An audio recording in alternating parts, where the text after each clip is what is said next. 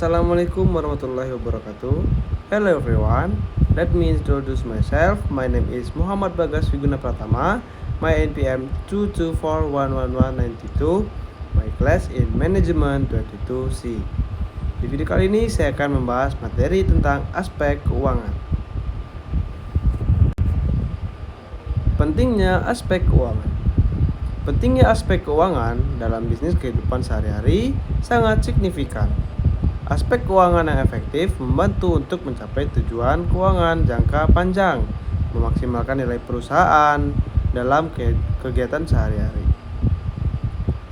Manajemen keuangan membantu perusahaan mengatur pengeluaran, menghemat, dan mencapai kesejahteraan finansial. Perencanaan keuangan. Perencanaan keuangan adalah proses yang penting dalam mencapai tujuan keuangan seseorang melalui manajemen keuangan yang terintegrasi dan terencana. Perencanaan keuangan melibatkan berbagai rangka seperti menetapkan tujuan keuangan yang jelas, membuat anggaran yang cermat, mengelola arus kas, dan menghemat uang. Dengan demikian, individu dapat mencapai kesejahteraan finansial dan mengelola keuangan dengan lebih jelas dan efektif. Perencanaan keuangan tidak hanya penting untuk individu, tetapi juga sangat relevan dalam keluarga.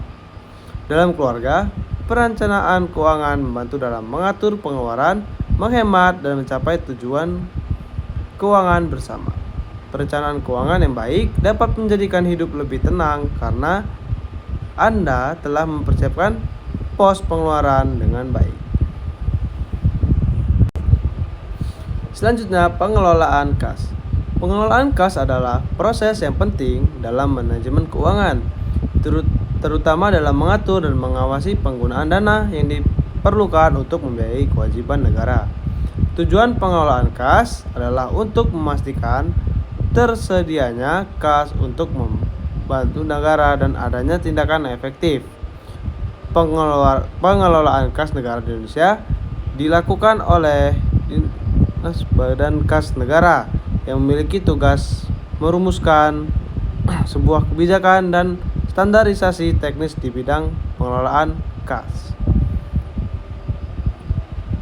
Direktorat ini juga menyelenggarakan fungsi seperti penyiapan pengelolaan kas kebijakan, penyiapan pelaksanaan kebijakan, penyiapan penyusunan norma, standar, prosedur, dan kriteria, serta pemberian bimbingan teknis dan evaluasi.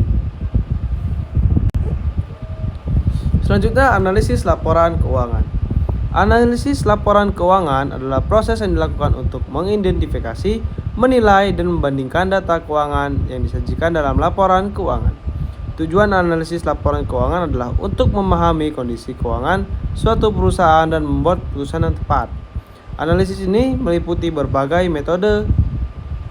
metode seperti analisis horizontal dan vertikal, analisis perbandingan, analisis tren, analisis persentase per komponen, dan analisis sumber dan penggunaan data. Analisis laporan keuangan sangat penting dalam pengambilan keputusan keuangan, seperti menilai kinerja keuangan, menentukan strategi bisnis, dan membuat prediksi keuangan. Dalam analisis laporan keuangan dibandingkan dengan laporan keuangan sebelumnya atau dengan standar industri untuk mengetahui perkembangan keuangan perusahaan dan membuat keputusan yang lebih informasi. Selanjutnya adalah investasi dan portofolio. Investasi dan portofolio adalah dua konsep yang terkait dalam manajemen keuangan dan strategi investasi. Investasi merujuk pada pengalokasian sumber daya seperti uang untuk memperoleh keuntungan di masa depan. Investasi dan portofolio organisasi seperti saham, obligasi, reksadana, properti, dan institusi lainnya. Dalam portofolio, investor dapat menghasilkan return yang optimal dan meminimalkan resiko. Portofolio beberapa faktor penting yang harus dipertimbangkan, yaitu tujuan dan resiko. Modal mengacu pada jumlah uang yang tersedia untuk investasi. Tujuan mengacu pada apa yang ingin dicapai dengan investasi, dan resiko mengacu pada kemungkinan kehilangan uang yang terjadi ketika investasi tidak berjalan sesuai dengan harapan.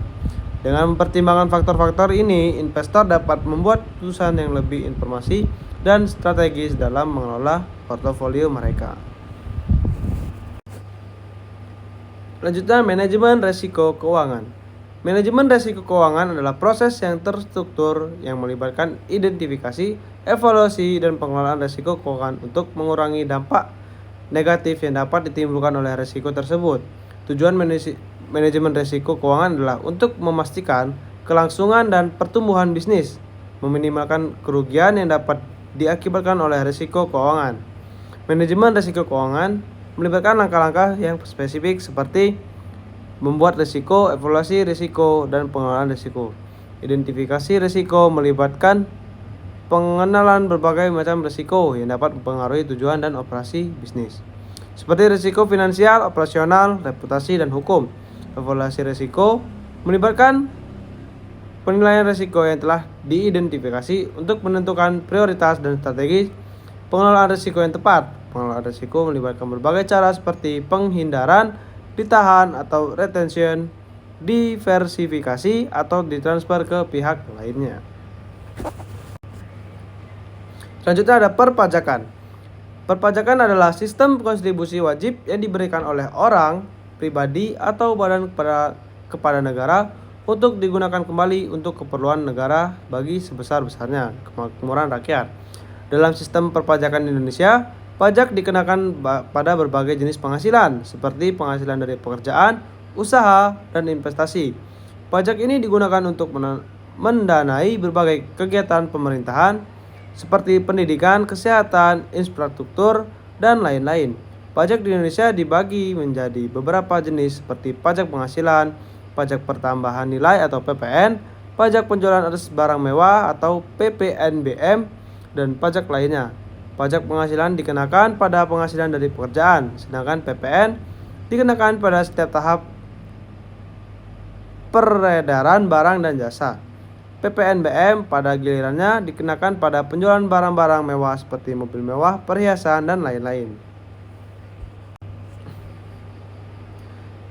Berikut video yang dapat saya sampaikan dalam materi kita kali ini. Kurang dan lebihnya saya minta maaf. Saya akhiri.